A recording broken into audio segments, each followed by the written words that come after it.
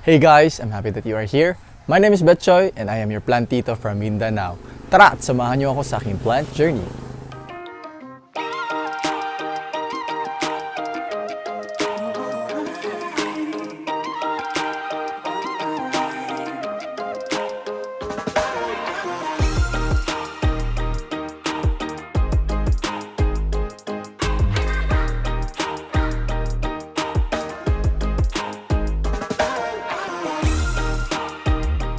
To those who are new to this channel, especially sa mga hindi pa nakapag-subscribe, please click on our subscribe button and click on the bell notification as well para maging updated kayo sa ating mga latest uploads. And also guys, please follow me on our other social media accounts. So that's aside from our YouTube, we do have a Facebook page and that is Bechoy Vlog, and we also have an Instagram account and our ID is Bechoy_vlog. And let's talk about plants. And for our episode today guys, we'll be having a plant haul, and the mix of the plants that we'll be sharing today are some uncommon, rare, and collector's item na mga plants. And we do have different varieties from Monsteras, Philodendrons, and Anthuriums for our plant haul today. And I think isa ito sa pinaka-exciting ko na plant haul ever. And to jumpstart our plant haul episode today guys, let me introduce to you to our Anthurium Leuconeurum. And we have here a very beautiful plant na Leuconeurum. So we have a 3-leaf dito na Anthurium. And actually, this is not the first time that I've had this plant. I have a smaller version of this one. And so I decided to get a bigger one para mas ma-appreciate natin kaagad yung beauty ng ating Leuconeurum. And to best describe our Anthurium Leuconeurum guys, we can actually see here that we have a very beautiful Anthurium na may magandang heart shape. So you can clearly appreciate here na very unique, very sharp and narrow yung kanyang heart shape along with its veins na kakaiba din. So yung ating Leuconeurum, this is characterized by having this dark green din na color ng mga dahon. At kapag fully mature na yung ating mga dahon nito, we can see some slits din dito sa sides ng ating mga dahon. And also, the best way to describe our Anthurium na Leuconeurum, it actually has that typical na mga Anthurium texture. Medyo makapal siya and a bit soft. Not very silky talaga, but it's also soft. And then ito palang ating Leuconeurum guys, this is a locally grown Anthurium. This is, I'm not sure lang, but I think there are already imported ones na nagsisidatingan ngayon. But this is a locally grown Anthurium Leuconeurum. And also, yung ating Leuconeurum din, it has this distinct characteristic din sa kanyang mga veins that are unlike other Anthuriums. I think iilan lang yung mga Anthuriums na meron talagang very distinct veins. Ito namang ating Leuconeurum, very simple, very fine lang din yung kanyang veins. It's not really that striking, it's not that bright, and it's not that thick din. It's very simple lang talaga and thin, but you can well appreciate yung kanyang beauty kasi kakaiba din yung kanyang veination. So if you happen to be an Anthurium lover guys, and then you also love collecting mga unique na mga plants, so I really recommend getting this Anthurium Leuconeurum kasi number one, it's a bit rare to find. Medyo bibihira na talaga ito sa plant market, and then if you happen to see one, it's a sign for you to grab it kasi sobrang ganda din talaga na ating Anthurium Leuconeurum. Next plant for our plant haul today guys, this is another Anthurium. And just take a look at this one. This is not our Anthurium na Crystal Hope, but this is our Anthurium Silver Blush. So just take a look at our Anthurium guys. It actually has that same beauty and like characteristics to that of our Crystal Hope, but this is a totally different than Anthurium. So I've been looking for this Anthurium for quite some time. Medyo matagal na talaga ako naghahanap nito kasi I am really a fan of Crystal Hope, and when I came across yung ating Silver Blush a few months ago, I immediately fell in love with it kasi napakaganda talaga ng details ng ating mga dahon. So to best describe our Anthurium Silver Blush guys, it's actually identified by its veins and of course the silver linings dito sa kanyang mga dahon. And actually kapag medyo malaki na yung ating dahon, doon natin mas masyadong appreciate yung kanyang beauty, and majority of its leaves has that crystal like structures dito. So I think kaya siya tinawag na Silver Blush, it's because yung kanyang veins, it's really highlighted by silver. So ito guys, to better differentiate our Silver Blush with our Crystal Hope, let me put here a side-by-side comparison between these two plants. So this is our Silver Blush and this is our Crystal Hope. And we can clearly see here that they do have some similarities here with these two na Anthurium natin. But then, if we try to take a look at it, both of these plants medyo makapal talaga relatively yung ating silver blush with its silver or kanyang mga crystal-like structure sa kanyang mga veins. So one big difference also guys between these two Anthuriums is, aside from the physical appearance natin, is with its pricing. So as I've mentioned earlier, yung ating silver blush, this is considered to be a rare type of an Anthurium. So it's a bit pricey talaga as compared with our Crystal Hope. So let's make a comparison to this one. Although mas maliit itong ating silver blush as compared with our Crystal Hope, ito I can estimate this may be priced at around 6,000 pesos siguro. Ganito na siya kalaki. But for our silver blush, I actually got this one at the price of 8,500 at ganito pakaliit yung ating silver blush. But one main similarity also between these two plants natin, yung ating silver blush and then our Crystal Hope, it's actually just the typical Anthurium na medyo slow grower talaga, but then when they give you new leaves, it's really highly rewarding. Now we're done with our two Anthuriums na mga panibagong acquisition guys. We can now proceed to our next family, and we do have here our Philodendron na mga plants, and this is our silver Pastazanum. So yung ating silver Pastazanum guys, I actually believe that this is an Ecuadorian variety. So this came from Ecuador. Marami na rin nagsisidatingan ito ngayon sa ating plant market. So I actually got two of these. And then siguro, I'm not sure lang ha, but then when I saw this one sa mga na pineflex sa mga live selling, it actually kinda looks like a different plant. It's a bit different talaga in the actual na plant natin. Kung makikita nyo na siya in person, like face to face with the plant, kakaiba din siya as compared with what you see in the live selling sa mga Facebook or sa mga online sellers. So maybe on your screens you may think that this kind of looks like a mame, because that's what I also felt and have seen the first time I've seen this one. But this is our silver Pastazanum. So this is still the Pastazanum that we had, the Philodendron Pastazanum, but then it's just characterized more by the silver markings dito sa gitna ng ating mga dahon. So meron siyang parang mga variegations or some sort of like that dito sa ating mga dahon. For this plant, this is its newest leaf, and actually this is the biggest leaf niya. But by the way, meron na din tayong papalabas dito na dahon. So mag-unfurl na ito anytime soon, maybe in the coming days. But to best appreciate our plant, ito na siya. This is one of its oldest leaf guys, and then mature na ito. So makikita talaga natin dito yung mga silver markings sa kanyang mga dahon. So itong ating silver Pastazanum guys, this is actually a Pastazanum talaga. Its characteristics, yung kanyang growth pattern, yung kanyang texture ng kanyang mga dahon, less the plus the silver markings lang dito. So here, let me just share with you how it actually grows. So ito parang pasides yung kanyang growth like the typical na mga Pastazanum na mga philodendrons natin. Same with our mame, with our plomania, gloriosum, na medyo pasides yung kanyang growth. And in terms of pricing naman guys, we can expect that this is a bit pricey or more expensive as compared with our regular Pastazanum. And you might be wondering also guys why I placed here some sticks sa ating plant. And the reason to that is that gusto kong i-guide yung ating plants, yung kanyang spread ng kanyang mga dahon. Kasi originally I got this one na medyo nagkarambola yung mga dahon nito.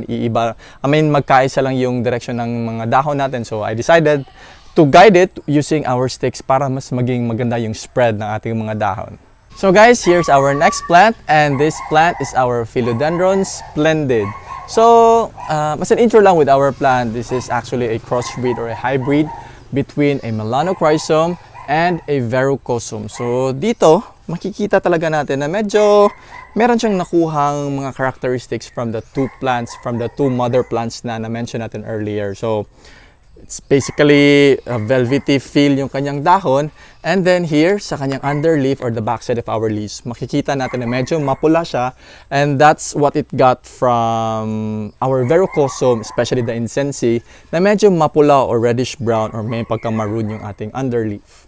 Actually, I've been eyeing for this plant for quite some time, and I was really looking for the matured form na kasi mas maganda talaga siya at mas ma-better mo talagang ma-appreciate yung kanyang beauty kapag fully mature na siya. So, ito, this is already the mature form, and we already have a very big foliage dito sa kanyang mga dahon. And both of our Melanochrysum and our Verrucosum, they are trailing plants or medyo pataas or pahaba yung growth niya. So we can also expect na itong ating Splendid will also be a climbing na philodendron. So I got this one guys, yung ating Splendid, when I was doing some browsing, then I saw a plant seller na galing ng Bukidnon. So this was priced at 11,500, and I think it's already a steal for me because I've seen na meron din nagbebenta or mga online sellers selling this one at the price of 8,000, pero malilit pa yung kanyang mga dahon. Again guys, let me share with you a closer look with our Philodendron Splendid. So ito, I can really feel na velvety yung ating dahon, especially dahil nga galing siya sa Melanocrysum and Verrucosum, and both of them are velvety yung kanyang mga dahon, and then yung kanyang veins is really not that pronounced, maybe because yung mga Verrucosum natin hindi din ganun ka-pronounced yung kanyang mga veins, wala siyang masyadong mga white markings, but medyo meron tayong mafe-feel ito na parang kanal na form. And then yung underleaf niya, again, medyo reddish brown o may pagka-maroon. And yung kanyang shape, of course, this is a beautiful na heart shape ang ating makikita. So from one beautiful philodendron, let's now proceed to another equally, or I should say na mas beautiful na philodendron. And this is our Philodendron Pastazanum SP Columbia, or popularly known as SP Columbia. So ito guys ha, sa mga nakakita sa aking post sa IG and I placed their SP Columbia within close parentheses na SP, stunning plant, that was just actually a joke, and I think you got it naman. Yung SP, it actually means species, kasi sa ngayon, wala pa rin itong complete name, it's still identified as a Pastazanum, but a species from Colombia. So I just don't know why, bakit up to this point, wala pa itong pangalan. But itong ating SP Columbia, I really find this philodendron a very beautiful philodendron, and I've been eyeing to get this one for few months na. I don't know, siguro mga 4 or 5 months na. But then, hindi ko pa siya na-consider dati na bilhin kasi medyo mahal pa talaga yung ating SP Columbia before. But right now, I believe that this batch of mga SP Columbia came from Ecuador, so this is another imported plant, so that is why medyo marami na yung available ngayon sa market at a very low price na as compared with the prices last year. So ito guys, to best describe our Philodendron SP Columbia, Pastazanum SP Columbia, napakaganda talaga ng details ng kanyang mga dahon. So if you try to take a look at this one, we have a heart shape na philodendron, just a typical philodendron na may mga heart shapes. And then ito, actually wala tayong makikitang mga details or lining sa kanyang veins, but instead makakakita tayo ng parang I can compare it to a muscle structure talaga sa katawan ng tao, na meron din siyang mga details na nandito, kakaiba lang kasi it's color green. So that, I think that's the reason why napaka-stunning talaga ng ating SP Columbia. So in terms of the feel of the leaves naman guys, it's not velvety, it's actually very smooth, and it's very soft to touch, parang slidey din siya. And then just take a look at the underleaf or the underside of our leaves guys. It's just plain green here, medyo light green lang siya, and we can still see some details dito sa kanyang underleaf. So in terms of the growth pattern naman for our SP Columbia, it's same with our Pastazanum or yung mga Plomania, yung mga Gloriosum or Mamey, na medyo pa-sides yung kanyang growth. Next plant, we have another very beautiful philodendron, and this is our Philodendron Florida Beauty. So just take a look at how stunning and beautiful this philodendron is guys. And also, ipa-flex ko lang yung kanyang mga variegation. So yung dalawang dahon natin dito, we have a 2-leaf na Florida Beauty, at yung kanyang mga dahon ay merong almost half moon na mga variegation. So that's the reason why I got this one. So the reason why I got this one, actually, when I was doing some live selling before, maybe some of you are familiar with it, I actually sold my old Florida Beauty. And the reason to why I decided to sell my Florida Beauty is gusto kong kumuha ng Florida Beauty na medyo malaki na or mature form na yung kanyang mga dahon. Kasi this one, doon ko na talaga ma-appreciate yung ating beauty. I'm not saying na hindi maganda yung mga juvenile form pa. It's also very beautiful, but medyo matagal pa kasi yung pag-aantay natin bago niya ma-attain yung ating mature form. So just a little bit of background with our Florida Beauty. This is actually a Philodendron Florida, which is a crossbreed or a hybrid between a Pedatum and a Squamiferum. So this is our Florida na variegated version. So when we say Florida Beauty, it immediately means a variegated Florida. So no need to say na guys ng variegated Florida Beauty kasi nagiging redundant na yan. The reason why I also decided to get a bigger na Florida Beauty is that Mas mabilis kasi yung growth or development ng ating malalaki na or yung mga mature form na Florida Beauty as compared with the juvenile one. So this one, I got this one 2 weeks ago as a replacement for my old and small na Florida Beauty, and then it still had 2 leaves and a shoot. So right now guys, I'm so happy to share with you na yung kanyang shoot ay papalabas na yung kanyang panibagong dahon. So dito mag-unfurl ito in the coming days. And I think maganda din yung quality ng kanyang variegations given na maganda yung kanyang mga unang dalawang dahon. And if you can see here yung ating shoot din, meron siyang maraming strips dito na yellow and green na nagko-combine. So I believe na magiging maganda din yung variegations ng ating pangatlong dahon. Next plant for our plant haul, and this will be our last philodendron for our plant haul today guys. And I'm so proud and happy to share with you that I already have a philodendron strawberry shake. So this is a first in my collection. So that's why tinitreasure ko talaga yung pagkuha ko ng ating panibagong strawberry shake. So before I got this plant guys, I already weighed in so many factors like the pricing, the size of our plant. So I decided to get this one. Number one, because medyo affordable po siya. And for this size alone guys, and this number of leaves and the quality of the variegation, siguro nasa mga 25 to 30,000 yung price nito.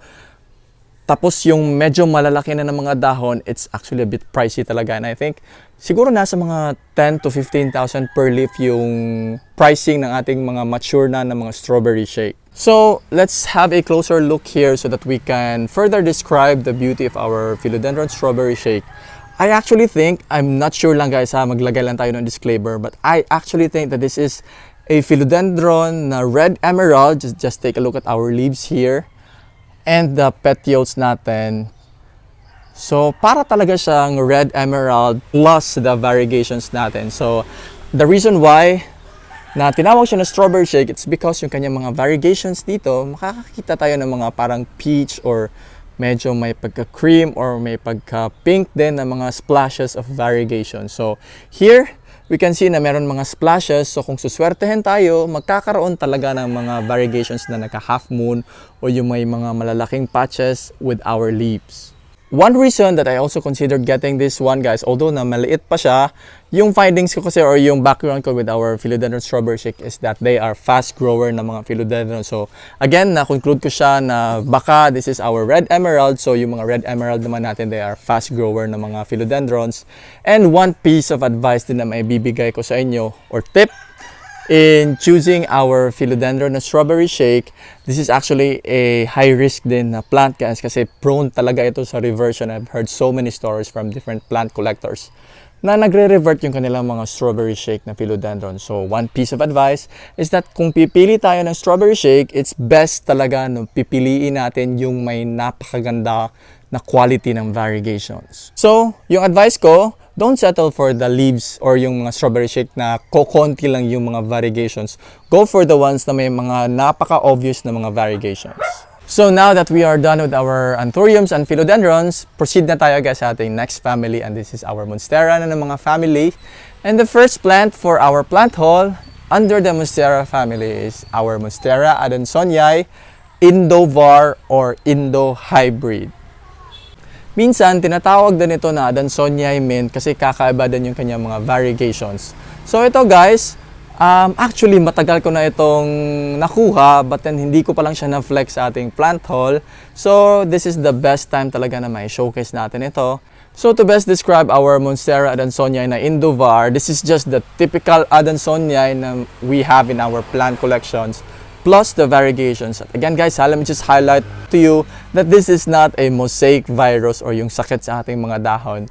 This is variegation talaga. So yung mga makikita naman natin dito, na lahat ng kanyang mga dahon, meron talaga mga splashes or markings dito which signifies yung kanyang mga variegations. Just like any typical na Monstera adansonii, this is a fast-growing na Monstera.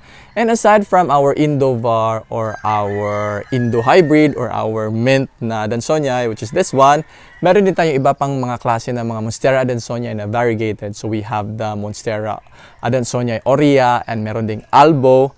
And then, ito lang, this is relatively affordable as compared with the two other variegated Adansonias that I've mentioned. Kaso nga lang, yung dalawang yon medyo erratic or nagfa-fluctuate yung kanyang pricing as compared with this one. So ito, it's still medyo constant or stable yung kanyang price, and this is priced at around 6,000 to 8,000 per leaf. So, ito guys, nung lumabas ito sa market, yung kanyang pricing talaga is medyo stable lang siya sa around 6,000 to 8,000 per leaf. But for the Monstera Adansonia na Aurea variegata, yung price niya nung una siyang lumabas nasa mga 20,000 to 30,000 per leaf. But that ngayon, makakakita na tayo sa plant market na nasa mga 10,000 to 20,000 per leaf. For the Adansonia na Albo naman, I think it's actually a bit pricier pa kasi kakapasok lang din niya sa plant market. And siguro, medyo expensive talaga siya guys kasi I've seen some posts na nagbebenta ng Albo na Adansonia and the price is around 50,000 per leaf. So it's a bit expensive talaga. So this is our second Monstera for our plant haul. And let me just flex to you guys the beauty of our Monstera Esqueleto mature form. So maybe some of you are already familiar that I already have an Esqueleto in my collection, pero maliliit pa sila. And that is the reason why I decided to get this one, the bigger one, the mature form na para mas ma-fully appreciate natin yung kanyang beauty. So just take a look at this one guys. The details on our leaves here, napakaganda talaga ng ating mga dahon. Ang lalaki ng kanyang mga holes, and then we have some eyes or mid-ribs dito sa gitna ng ating dahon. So this is the plain characteristic talaga ng ating skeleto. Meron siyang malalaking mga holes dito and it reaches almost na dito sa edge ng ating mga dahon. So, don't confuse this one with Monstera lanyata kasi yung ating mga lanyata, they also grow to as big as this one and they also have holes or eyes dito sa ating mga dahon. Pero magkaiba talaga yung ating Monstera lanyata as compared with our Esqueleto. Isang characteristic din na pwede nating gamitin na pang-distinguish between or pag-compare between the two Monsteras is for our Esqueleto, meron siyang parang mga holes din dito malapit sa gitna ng ating dahon. So, the way I see our Monstera Esqueleto, this is just a simple green na dahon, but it looks very classy talaga with the holes and the eyes that it has here sa kanyang mga dahon. So, in terms of pricing guys, I think we are already familiar na yung ating Monstera Esqueleto. It's actually a bit expensive as compared with our smaller or yung mga Adansonia na mga varieties ng mga Monstera. So for the smaller ones, it's actually priced at around 2,000 to 3,000 per leaf. Yung malaliit pa guys, siguro mga ganito pa kalaki. And we can expect that for the mature form or the bigger size leaves na ng mga Monstera Esqueleto, it should be a bit expensive. So for this one, it should be around 7,000 to 8,000 per leaf. And I got this one from a collector friend, so that is why medyo maganda yung price na naibigay sa atin. And I got this 2-leaf na Esqueleto for the price of 10,000 pesos. And now we are down to our very last plant for our plant haul. And this is also our last plant for our Monstera family. And we have here our Monstera borsigiana Albo variegata. So ito guys, flex natin yung aking 8-leaf, yung ating panibagong 8-leaf na Monstera Albo. Sa mga nakakaalam dyan, actually we do have a previous episode na kumuha tayo ng panibagong Monstera Albo maybe some 3 or 4 weeks ago, and it was a 3-leaf na Monstera Borsi Albo. So I had to let go of that one para makakuha tayo ng mas malaki at mas maraming dahon na Borsigiana Albo. So ito na siya guys, this is the fruit of our 3-leaf na Monstera Borsi Albo. So from 3-leaf, makakuha tayo ng 8-leaf na panibagong Borsi Albo. Actually, I've already decided to get a bigger one. So that's the reason why binenta natin yung ating 3-leaf para makakuha tayo dito ng maraming dahon na Borsi Albo. So ito, meron tayong mga dahon dito na may mga almost half moon ng mga variegations. I think there are around 2 or 3 leaves dito na may mga half moon na variegations. And then ito yung kanyang panibagong dahon. And this is already an almost mature na form ng ating Borsi Albo kasi meron na siyang mga fenestrations dito. At ito guys, one good thing also, one reason why I also decided to get this one is that meron na siyang mga aerial roots dito, and nag-introduce na nga tayo dito ng moss. And I'm actually thinking of propagating this one. I'm not sure lang when, but maybe soon, or I don't know. I'm not yet sure on ano ba yung gagawin natin dito sa ating Borsi Albo.